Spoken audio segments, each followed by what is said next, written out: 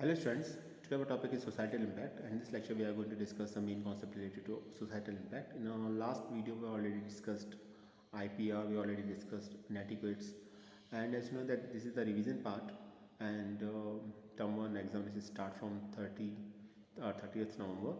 So as you know that societal impact and Python pandas are the two main topics which are basically the part of the term one examination, and out of 35 societal impact, weightage of societal impact is of 10 marks. So it is a very important topic. Also this is a theoretical topic, so you can gain easily marks regarding to the societal impact topic. So we will discuss some important concepts, important topics related to societal impact, which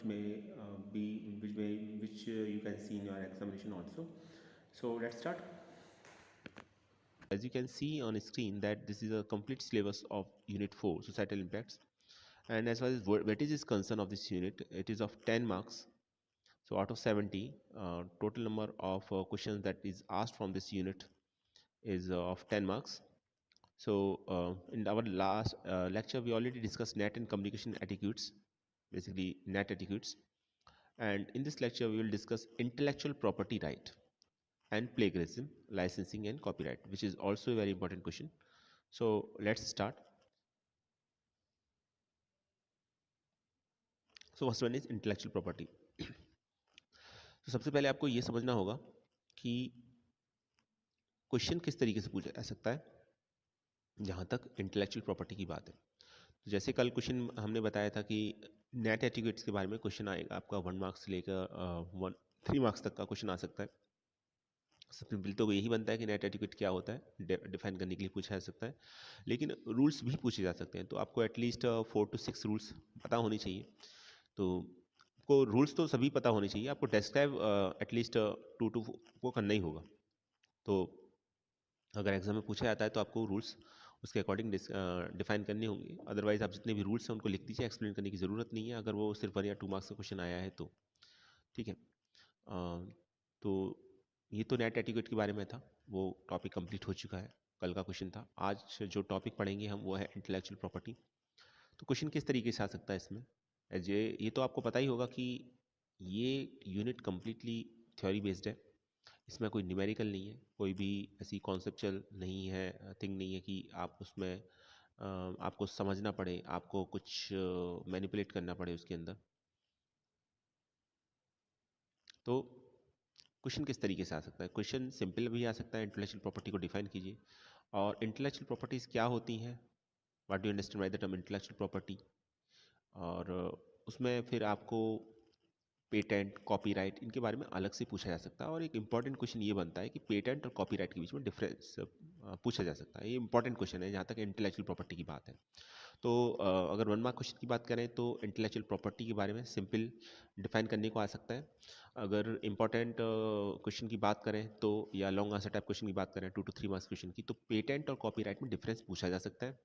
और 1 mark में एक और important question बनता है इसमें से, trademark से आप क्या समझते हैं, what do you understand by the term trademark, और ट्रेडमार्क क्या होता है, तो वो भी आ सकता है, क्योंकि ये इंटेलेक्चुअल प्रॉपर्टी में तीनों चीज़ें आती है. देखिए, जब आप डिफरेंस पढ़ेंगे पेटेंट और कॉपीराइट में, तो ऑब्वियसली आपको पेटेंट कॉपीराइट के बारे में तो पता ही होगा. तो अगर एग्जामिनर आपसे पेटेंट और कॉपीराइट के डिफरेंस पूछता है तो ऑब्वियसली उसने पेटेंट और कॉपीराइट को तो पूछ ही लिया, उसको ये तो पता होगा ही कि इन दोनों के बारे में आपको क्या पता है. तो पेटेंट और कॉपीराइट के बारे में डिफरेंस बिल्कुल क्लियर होना चाहिए. ठीक है. तो 3 क्वेश्चंस बने. What do you mean by the term intellectual property. Second thing, what do you mean by the term trademark. And third is what is the difference between patent and copyright. तो 3 questions बनते हैं. तो सबसे पहले हम intellectual property की बात करते हैं कि इंटेलेक्चुअल प्रॉपर्टी क्या है और आपको एग्जाम में कैसे लिखना है. तो जैसे फर्स्ट पॉइंट इंटेलेक्चुअल प्रॉपर्टी का डिफाइन कर रखा है स्क्रीन पर, आप देख भी पा रहे होंगे स्क्रीन पर. It is the property created by application of human mind. तो ये एप्लीकेशन ऑफ ह्यूमन माइंड है. ठीक है. ये सबसे सिंपल डेफिनेशन है, एप्लीकेशन ऑफ ह्यूमन माइंड. जैसे प्रॉपर्टी तो है लेकिन एप्लीकेशन ऑफ ह्यूमन माइंड है. जैसे कोई भी artistic work, any artistic work such as drawing, such as poem, ठीक है, स्टोरी राइटिंग, तो ये सभी किस कैटेगरी में आते हैं, पेंटिंग हो गया, स्टोरी राइटिंग हो गया आपका, या आपका पोइम हो गया, पोइट्री हो गया, तो ये सब किस में आते हैं आपके, ये सब इंटेलेक्चुअल प्रॉपर्टी में ही आते हैं। क्यों इंटेलेक्चुअल प्रॉपर्टी में आते हैं? क्योंकि ये क्रिएशन ऑफ माइंड है। सभी का अपना एक थॉट प्रोसेस होता है, और वो थॉट प्रोसेस एक पर्सन का दूसरे पर्सन से टोटली डिफरेंट होता है। ठीक है, तो चूंकि डिफरेंट होता है तो ये एप्लीकेशन ऑफ ह्यूमन माइंड भी डिफरेंट होती है, पर्सन टू पर्सन डिपेंड करती है, ये अभी सभी पर्सन का अलग अलग होता है। तो जो भी एप्लीकेशन ऑफ ह्यूमन माइंड है वो सब इंटेलेक्चुअल प्रॉपर्टी में आ जाएगा। तो जितने भी आर्टिस्टिक वर्क है वो सब इंटेलेक्चुअल प्रॉपर्टी में कंसिडर किए जाते हैं। तो सिंपल वर्ड्स में अगर इसको कहा जाए कि what do you understand by the term intellectual property, that is nothing but only the property created by application of human mind. और हम कह सकते हैं कि आर्टिस्टिक वर्क, और all artistic work basically belongs to the intellectual property. तो ये तो सबसे सिंपल डेफिनेशन थी, आपको याद होनी चाहिए। अगर वन वर्ड में अगर पूछा जाए या वन लाइन में पूछा जाए तो आप इसको लिख दीजिए, property created by application of human mind is called the intellectual property. अभी इंटेलेक्चुअल प्रॉपर्टी की बात चली, इंटेलेक्चुअल प्रॉपर्टी राइट की बात नहीं चली। तो पहले इंटेलेक्चुअल प्रॉपर्टी समझना होगा आपको, राइट की फिर हम समझेंगे कि इंटेलेक्चुअल प्रॉपर्टी राइट को किस तरीके से, इंटेलेक्चुअल प्रॉपर्टी राइट कौन कौन से होते हैं, इंटेलेक्चुअल प्रॉपर्टी को किस तरीके से बचाया जा सकता है, या इंटेलेक्चुअल प्रॉपर्टी किस तरीके से हम कहें कि प्रिवेंट किया जाता है। तो इंटेलेक्चुअल प्रॉपर्टी का सेकंड पॉइंट देखिए आप, ये डेफिनेशन को थोड़ा सा और एलेबरेट करता है। Intellectual property is a term referring to a number of distinct type of creations of the mind for which property rights are recognized in the corresponding field of laws। और इसमें क्या क्या इंक्लूड होता है, textiles, cosmetics, pharmaceuticals, machinery, books etcetera, ये सभी intellectual property right protected होती है। ठीक है, तो टेक्सटाइल्स भी आ जाएंगे, जैसे कॉस्मेटिक्स में फार्मास्यूटिकल्स आ जाएगा, मशीन आ जाएगी। ठीक है, कोई आपने मेडिसिन का फॉर्मूला बनाया है तो उसके लिए आपको इंटेलेक्चुअल प्रॉपर्टी राइट की ज़रूरत पड़ेगी। कोई मशीन आपने बनाई है, कोई बुक लिखी है आपने, टेक्सटाइल और कॉस्मेटिक भी इसी कैटेगरी में आते हैं। तो जो भी एप्लीकेशन ऑफ ह्यूमन माइंड है वो सभी इस कैटेगरी को बिलोंग करते हैं। क्लियर? तो ये सभी आईपी प्रोटेक्टेड होते हैं। आईपी का मतलब इंटेलेक्चुअल प्रॉपर्टी प्रोटेक्टेड होते हैं। नहीं तो होगा क्या कि वर्क किसी और का, क्रेडिट कोई और लेगा उसको, या यूज़ कोई और करेगा। तो अगर उसको यूज़ करना है तो कर सकता है, लेकिन परमिशन के साथ। ठीक है, तो ऐसे यूज़ नहीं कर सकते कि किसी के वर्क को भी आप, इंटेलेक्चुअल वर्क जो भी है इंटेलेक्चुअल प्रॉपर्टी, आप विदाउट एनी हेजिटेशन, और हम कहें कि विदाउट एनी, देखिए इंटेलेक्चुअल प्रॉपर्टी राइट का जो, इंटेलेक्चुअल प्रॉपर्टी राइट जब दिया जाता है किसी भी पर्सन को, तो उसके पास ये फैसिलिटी होती है कि वो अलाउ करे किसी थर्ड पर्सन को कि वो उसका यूज़ कर सकता है या नहीं कर सकता, और उसके लिए टर्म्स एंड कंडीशंस क्या होंगी।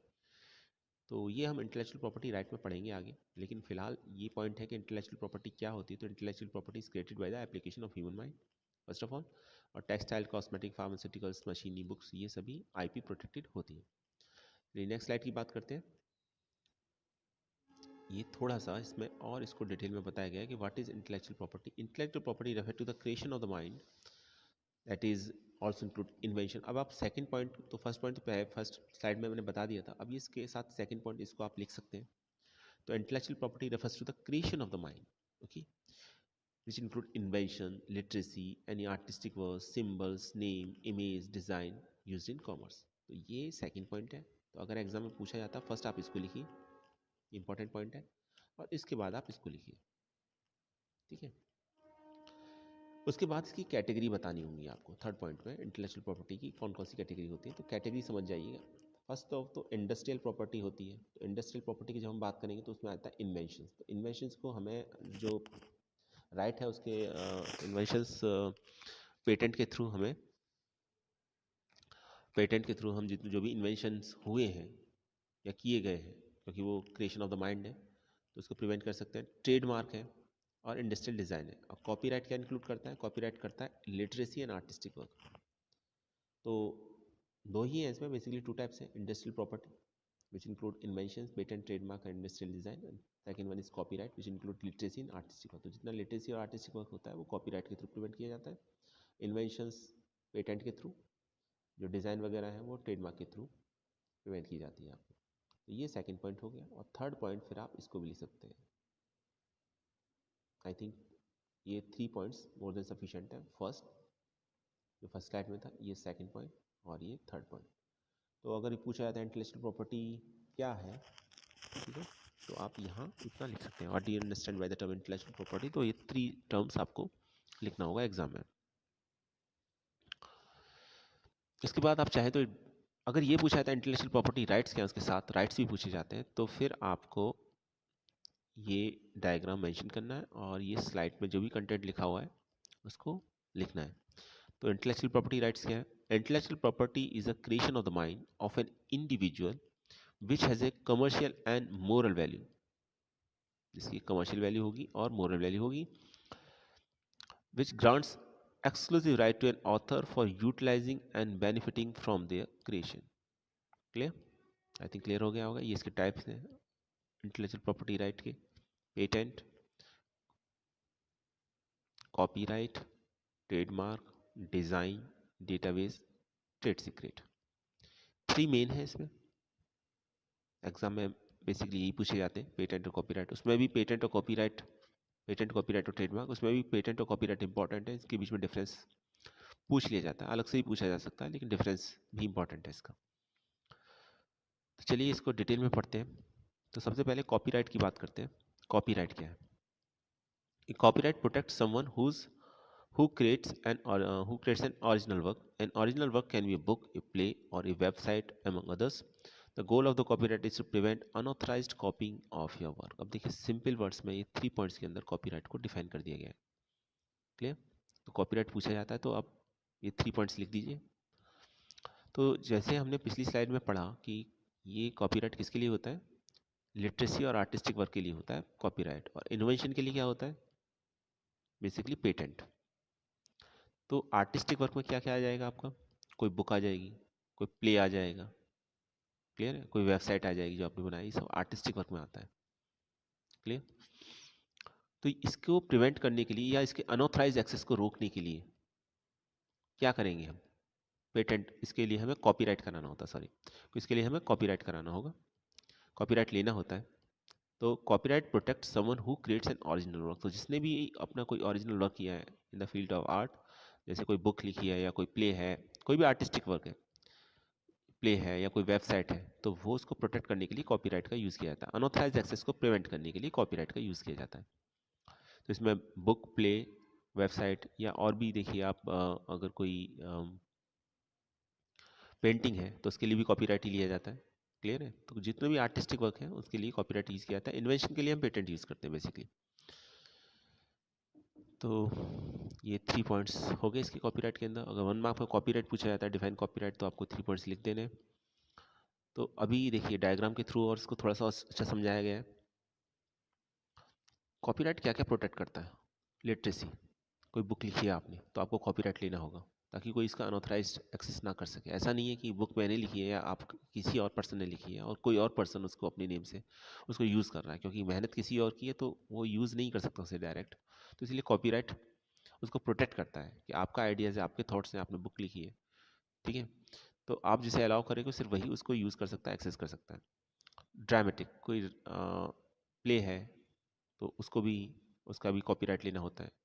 म्यूज़िकल, म्यूज़िक कंपोज किया है आपने कोई तो उसका भी कॉपीराइट लेना पड़ता है। कोई आर्टिस्टिक वर्क, कोई पेंटिंग है तो उसका भी कॉपीराइट के थ्रू प्रोटेक्ट कर सकते हैं। और यानी आर्किटेक्चरल वर्क, किसी बिल्डिंग का मान लीजिए डिज़ाइन प्रिपेयर किया गया है तो उसका भी कॉपीराइट लेना पड़ेगा। तो यहाँ कॉपीराइट लेना पड़ता है। अब देखिए इन सब में सिमिलरिटी क्या है? इस समय जो सिमिलरिटी है वो सिमिलरिटी ये है कि ये सभी क्रिएशन ऑफ ह्यूमन माइंड है, ठीक है, सभी आर्टिस्टिक वर्क है। क्लियर? तो ये सभी बेसिकली ये 5 कैटेगरीज के अंदर आती हैं। तो आपसे कोई पूछे कि कॉपीराइट क्या प्रोटेक्ट करता है तो आप ये एग्जाम्पल बता सकते हैं। हालांकि प्रीवियस स्लाइड में भी इसके बारे में बता रखा था, लेकिन इसमें थोड़ा सा और डिटेल में बता रखा है। तो ये जो इम्पोर्टेंट पॉइंट है ये आपको याद रखना है इसके अंदर कि ये लिटरेसी और आर्टिस्टिक वर्क के लिए होता है बेसिकली कॉपीराइट। ठीक है? और इसमें क्या क्या आ जाएगा? इसके अंदर आ जाएगा आपका कोई भी बुक या कोई भी प्ले, कोई भी म्यूज़िक जो कंपोज किया गया है वो, आपका कोई भी एक पेंटिंग या कोई भी एक बिल्डिंग का किसी का डिज़ाइन, ये सब इसके अंदर कॉपीराइट के थ्रू प्रोटेक्ट किया जाता है। क्लियर है? चलिए आगे देखते हैं। Licensing. So when a copyright owner gives permission to the particular party to use a copyrighted work for a specific reason. देखिए अब इसमें बाद कॉन्सेप्ट आता है लाइसेंसिंग। तो लाइसेंसिंग का क्या मतलब है? अब आपने कॉपीराइट ले लिया तो इसका मतलब ये है कि अब उसका जो राइट है वो आपके पास है और किसी भी पर्सन को उसको यूज़ करने के लिए आपसे परमिशन लेनी पड़ेगी। लाइसेंस लेना पड़ेगा। क्लियर? जैसे कि एग्जांपल दे रखा है यहाँ पर, ये एक पर्सन है, ये एक छोटी लड़की है। तो ये यहाँ लिखा हुआ you can use my song called oh oh, ये कोई भी मान लीजिए इस पर्सन ने, ये जो लड़की है इसने एक म्यूज़िक कंपोज किया, एक सॉन्ग है उसका अपना, उसने इसका कॉपीराइट ले लिया। अब ये जो सेकंड पर्सन है, इसको उस सॉन्ग को उस सॉन्ग को वो अपनी किसी मूवी में, अपने किसी प्ले में या कहीं भी उसे यूज़ करना चाह रहा है, तो उसको इससे लाइसेंस लेना पड़ेगा उसका। जब ये अलाउ करेगा, लाइसेंस मिल जाएगा तभी, ठीक है, तभी आप ये पर्सन यूज़ कर सकता है, अदरवाइज यूज़ नहीं कर सकते इसमें। तो ये सेकंड इसके साथ कॉन्सेप्ट आता है लाइसेंसिंग। तो कॉपीराइट लेने से ये हो जाएगा कि जिसका आप अलाउ करोगे, जो ऑनर होगा कॉपीराइट का, वो जिसको अलाउ करेगा सिर्फ वही उसको यूज़ कर सकता है, कोई थर्ड पर्सन उसको यूज़ नहीं कर सकता। क्लियर? आई थिंक क्लियर हो गया होगा। तो व्हाट इज़ कॉपीराइट? अब देखिए थोड़ा सा, अब हम समराइज करते हैं चीज़ों को। तो copyright allows authors, musicians, artists etcetera to make money off their labour. तो ये जो लोग होते हैं, जो ऑथर होते हैं, बुक लिखते हैं, म्यूज़िक कंपोज करते हैं, आर्टिस्ट होते हैं, पेंटिंग बनाते हैं, तो मेहनत लगती है इसमें, ठीक है। तो जो भी उनकी लेबर है उसके अकॉर्डिंग उनको अम, उनको रिवॉर्ड मिलना चाहिए, ठीक है।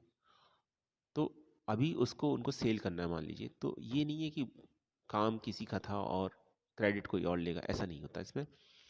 तो उसके लिए वो कॉपीराइट लेते हैं। क्लियर है? जैसे किसी म्यूज़िक में कोई सॉन्ग है, अब वो और किसी ने कंपोज किया है मान लीजिए, तो अभी देखिए उसकी उससे जो भी म्यूज़िक कंपनी होगी वो काफ़ी पैसे कमा सकती है उससे। तो अभी जिसने ओरिजिनल जो जो म्यूज़िक कंपोज किया है तो उसको क्रेडिट मिलना चाहिए, क्योंकि मेहनत उसी की थी। तो क्या करेगा वो पर्सन? वो उसका कॉपीराइट लेगा। अगर किसी मूवी में, किसी प्ले में, कहीं भी किसी भी इवेंट में उसको यूज़ किया जा रहा है तो उसके लिए पे करना पड़ेगा।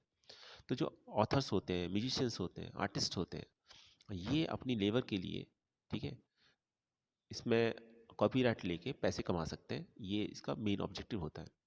और ये क्या प्रिवेंट करता है? तो ये लिखा हुआ copyright allows authors, musician, artist etcetera to make money off their labour and it prevent others from taking their work for free. तो कोई भी उनके काम को फ्री में यूज़ नहीं कर सकता है, उसके लिए पे करना पड़ेगा। It also prevent people from altering the work without permission. और कोई ऐसा भी नहीं उसको चेंज कर दे, उसके अंदर चेंज भी कर रहा है तो उसके चेंज करने के लिए परमिशन लेनी पड़ेगी। अल्टर कर रहा है कुछ थोड़ा बहुत तो परमिशन लेनी पड़ेगी। तो ये कॉपीराइट का मेन ऑब्जेक्टिव होता है। क्लियर? तो ये हम कह सकते हैं this is the objective of the copyright. Copyright लिया ही क्यों जाता है और कौन लेता है? तो लेते कौन है इसको? कॉपीराइट को ऑथर्स, म्यूजिशियन, आर्टिस्ट ये लेते हैं। क्यों लेते हैं? To make money off their labour. Clear? और क्या से बेनिफिट होगा? बेनिफिट ये होगा कि it prevent others from taking their work for free. तो कोई इनके जो वर्क है उसको फ्री में यूज़ नहीं कर सकता और नहीं अल्टर कर सकता है। क्लियर? आई थिंक अभी कॉपीराइट क्लियर हो गया होगा सभी को। अब चलिए पेटेंट की बात करते हैं। पेटेंट क्या है? Patent is an exclusive right granted by the authority of the applicant of an invention for a limited period of time, to lay a full disclosure of his invention. तो देखिए यहाँ पर ये चीज़ समझ लीजिए कि यहाँ पर ये पेटेंट जो मिलता है, पहली बात तो लिमिटेड पीरियड ऑफ टाइम के लिए मिलता है। दूसरी बात ये है कि ये एक्सक्लूसिव राइट होता है, ठीक है। और थर्ड इंपॉर्टेंट चीज़ है, ये इन्वेंशन के लिए मिलता है। तो कॉपीराइट के जैसे बारे में हमने देखा कि जो आर्टिस्टिक वर्क के लिए होते हैं बेसिकली हम कॉपीराइट लेते हैं, कॉपीराइट दिया जाता है। इन्वेंशन के लिए पेटेंट होता है और ये लिमिटेड पीरियड ऑफ टाइम होता है, लाइफ टाइम के लिए नहीं होता। लाइफ टाइम के लिए तो कॉपीराइट भी नहीं होता। कॉपीराइट का जो अभी बताएंगे हम आपको, जो कॉपीराइट होता है उसका जो टाइम पीरियड होता है वो इम्पोर्टेंट क्वेश्चन है। वेट ए मिनट, मैं आपको बाद में डिस्कस करना चाह रहा था, अभी ये बात आ गई है तो मैं आपको बता देता हूँ। जो कॉपीराइट होता है इसकी जो लाइफ होती है टोटल, वो author of life of the author, मान लीजिए किसी ने बुक लिखी है तो उसकी लाइफ, और उसमें 70 ईयर्स और, तो उस तरीके से तो लाइफ टाइम ही होता है उसकी जितनी लाइफ है वो कॉपीराइट जो रहेगा उसका तो फुल क्रेडिट मिलेगा उसको। लेकिन जो पेटेंट होगा ये 20 ईयर्स, 17 to 20 ईयर्स के लिए होता है। ठीक है, तो चलिए इस स्लाइड को थोड़ा बाद में डिस्कस करेंगे, अभी ये पॉइंट आ गया था तो मैंने बता दिया आपको। पेटेंट की बात करते हैं। तो पेटेंट एक्सक्लूसिव राइट होता है, ठीक है, जो प्रोवाइड किया जाता है और ये इन्वेंशन के लिए मिलता है बेसिकली, और ये लिमिटेड टाइम पीरियड के लिए मिलता है।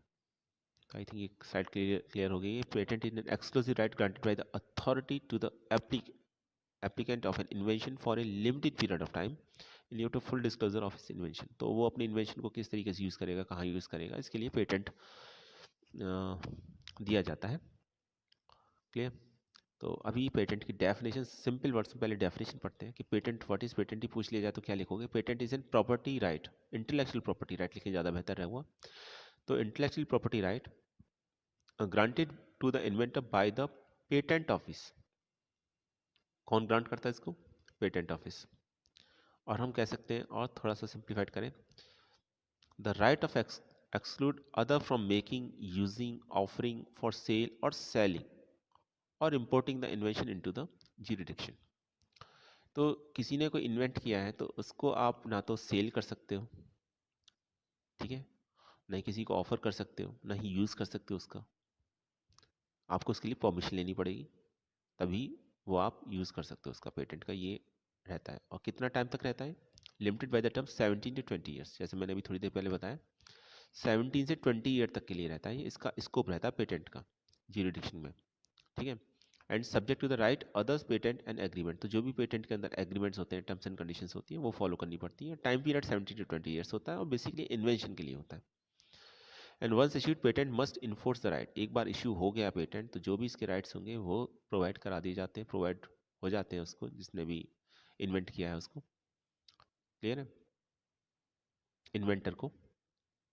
तो ये क्लियर हो गया. आई थिंक कॉपीराइट और पेटेंट में एक तो ये पॉइंट क्लियर हो जाना चाहिए कि जो कॉपीराइट होता है वो आर्टिस्टिक वर्क के लिए होता है, आर्टिस्ट को दिया जाता है. जैसे किसी ने बुक लिखी है या ऑथर है कोई, ठीक है, या कोई म्यूजिशियन है, तो वहाँ तो कॉपीराइट वर्क करता है. और कोई इन्वेंशन है तो उसके लिए पेटेंट होता है. पेटेंट का टाइम पीरियड जो होगा वो 17 to 20 ईयर्स होगा, जबकि कॉपीराइट का टाइम पीरियड जो होता है वो जो ऑथर की लाइफ है प्लस 70 ईयर्स, तो इतना रहता है वो. तो ये एक इम्पॉर्टेंट पॉइंट था. तो ये कॉपीराइट और पेटेंट अब आई थिंक क्लियर हो गया होगा आपको. एक कॉन्सेप्ट और आता है ट्रेडमार्क. तो डिफरेंस कॉपीराइट और पेटेंट में पूछा जाता है, वो हम अभी थोड़ी देर में डिस्कस करेंगे, लेकिन उससे पहले एक पॉइंट और डिस्कस कर लें. ट्रेडमार्क. ट्रेडमार्क क्या है ये जानते होगे आप सभी. देखिए, जितनी भी प्रोडक्ट्स होते हैं, ठीक है, नेशनल इंटरनेशनल जितने प्रोडक्ट्स होते हैं, उनका एक सिंबल होता है जो सिंबल रिप्रेजेंट करता है उस प्रोडक्ट को. जैसे कोको कोला का आप देखेंगे, नाइक का देखेंगे, ये सिंबल है. तो ये इनकी एक पहचान है, एक आइडेंटिफिकेशन. इसको कोई और यूज़ नहीं कर सकता, ठीक है. तो जो पीपल है, जो लोग हैं, वो जो इसको यूज़ कर रहे हैं प्रोडक्ट को, वो उस सिंबल के थ्रू उस प्रोडक्ट को आइडेंटिफाई करते हैं बेसिकली. और वो जो सिंबल होता है वो, देखिए, तो इसी को हम ट्रेडमार्क बोलते हैं. फर्स्ट पॉइंट यही है. तो what is trademark? Trademark is a distinctive sign which identifies the goods and service of one company from those of another. अब जैसे कोल्ड ड्रिंक है, तो वो तो एक से ज़्यादा कंपनी बनाती है, पेप्सी भी बनाती है, कोको कोला भी बनाती है. तो वो अपने प्रोडक्ट को दूसरे से कैसे सेपरेट करेंगे? वो एक सिंबल के थ्रू या एक डिस्टिंक्टिव साइन के थ्रू सेपरेट करेंगे. तो उस डिस्टिंक्टिव साइन को ही ट्रेडमार्क बोला जाता है. ये गुड्स पर भी अप्लाई होता है, सर्विसेज पर भी अप्लाई होता है. क्लियर? तो एक कंपनी के प्रोडक्ट को दूसरी कंपनी से सेपरेट करने के लिए, अलग दिखाने के लिए यूज़ किया जाता है. सेकंड पॉइंट है ट्रेडमार्क का. A trademark helps consumer to identify and choose between product service based on their reputation and quality. तो कंज्यूमर को क्या फ़ायदा होगा इससे? कंज्यूमर को बेनिफिट ये होगा कि कंज्यूमर इसको आइडेंटिफाई कर पाता है प्रोडक्ट को, और वो एक प्रोडक्ट या सर्विस सेलेक्ट कर पाता है कंपनी की रेपुटेशन या क्वालिटी के ऊपर. तो वो ट्रेडमार्क देखेगा, हाँ ये इस कंपनी का प्रोडक्ट है, ठीक है, तो वो फिर उसी के अकॉर्डिंग उसको परचेज करेगा. तो ये एक पहचान होती है प्रोडक्ट की, तो इसको हम ट्रेडमार्क बोलते हैं. आई थिंक दोनों पॉइंट्स क्लियर हो गए. ट्रेडमार्क लिखने को आता है तो आपको ये दो पॉइंट्स मोर देन सफिशिएंट है, इतना लिख दीजिए. एग्जाम्पल दे दीजिए, जो यहाँ एग्जाम्पल दे रखा है. तो ट्रेडमार्क एक डिस्टिंक्टिव साइन होता है जो प्रोवाइड किया जाता है कंपनीज को, सभी को, अपने प्रोडक्ट को डिफ्रेंशिएट करने के लिए दूसरों से. क्लियर है? और कस्टमर को फ़ायदा ये रहता है, कंज्यूमर को फ़ायदा ये रहता है कि कंज्यूमर इसमें ईजिली आइडेंटिफाई कर लेता है अपने प्रोडक्ट को. तो ट्रेडमार्क क्यों बनाया जाता है? वही point. A trademark identifies a company to the customer. तो कस्टमर कंपनी को आइडेंटिफाई करता है ट्रेडमार्क के थ्रू. ये इंपॉर्टेंट है और बहुत इंपॉर्टेंट पॉइंट है. ट्रेडमार्क के दो पॉइंट्स लिखने के बाद आप इसको ये भी लिखना है, what is trademark for. Trademark क्यों यूज़ होता है, ये भी इंपॉर्टेंट स्लाइड है, और इसके सभी पॉइंट्स आप ट्रेडमार्क के बारे में आता है तो आप मेंशन कीजिएगा एग्जाम में. And customer know that a trademark. Customer trademark को जानता है, वो जानता है कि ये ट्रेडमार्क है तो ये इस प्रोडक्ट को बिलोंग कर रहा है. And they have learn to trust that company makes good product, और वो उस पर यकीन करता है कि ये ट्रेडमार्क है, ये कंपनी है, तो ये प्रोडक्ट को अच्छा बना रही होगी, ठीक है। तो उसके थ्रू वो आइडेंटिफाई करता है और उस प्रोडक्ट को परचेस करता है। तो ये ट्रेडमार्क का एक ऑब्जेक्टिव होता है। आई थिंक अभी क्लियर हो गया होगा आपको ट्रेडमार्क का। चलिए अब इम्पॉर्टेंट पॉइंट, इन तीनों में डिफरेंस है। पहले तो कॉपीराइट, ट्रेडमार्क और पेटेंट। तो डिफरेंस तो कॉपीराइट और पेटेंट में पूछा जा सकता है। अब कितने डिफरेंस पूछा जाएगा या कितने लिखने हैं आपको, ये डिपेंड करता है कि मार्क्स कितने मार्क्स का क्वेश्चन है। जैसे अगर आपको एग्जाम में पूछा जाता है ये 2 मार्क्स का क्वेश्चन, तो एटलीस्ट आप 4 डिफरेंस लिख के आइए, ठीक है।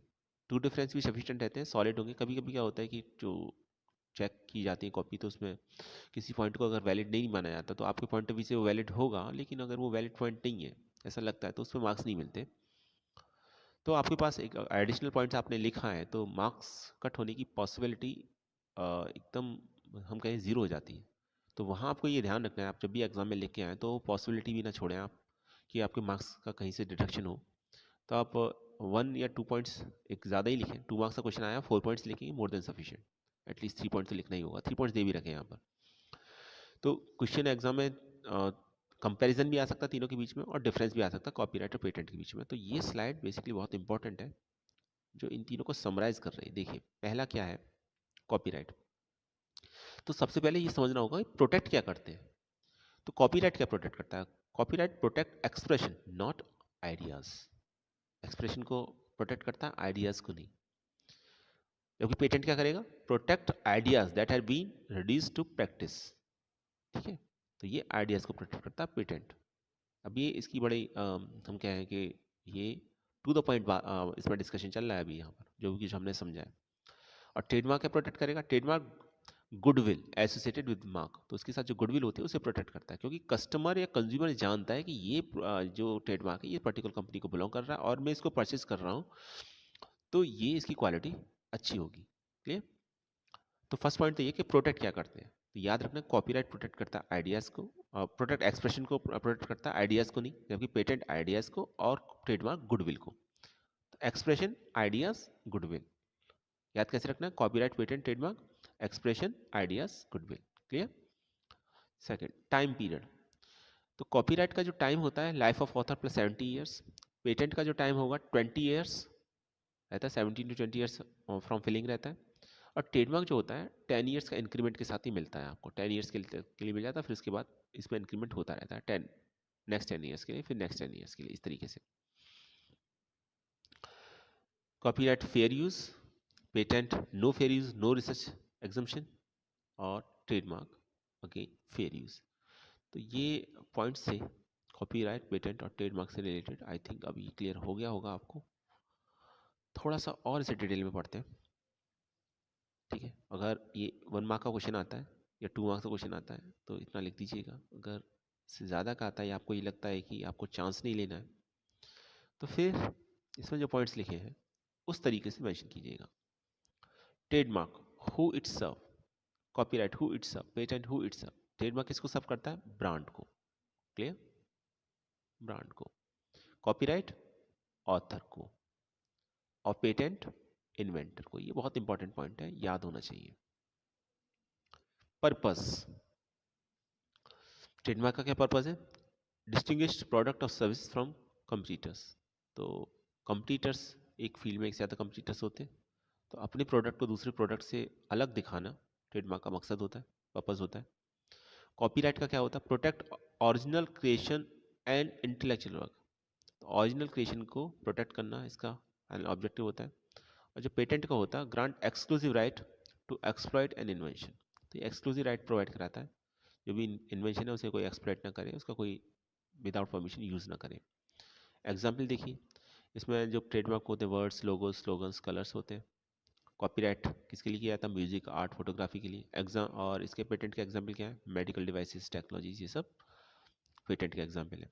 टाइम लिमिट, इसमें 10 ईयर्स का इंक्रीमेंट होता है ट्रेडमार्क में, तो हम ये कह सकते हैं कि इंडेफिनिट होता है। जो कॉपीराइट का होता है 70 to 170 ईयर्स, क्योंकि कॉपीराइट के बारे में बताया था 70 years plus the life of the author.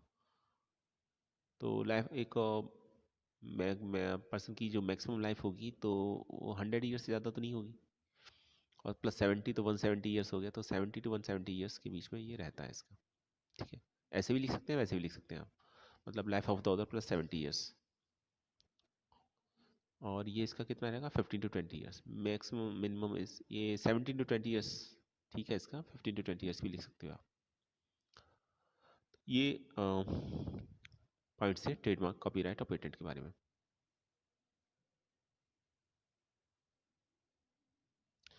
तो आज के लिए इतना ही, प्लेगरिज्म और पढ़ाना था पर अभी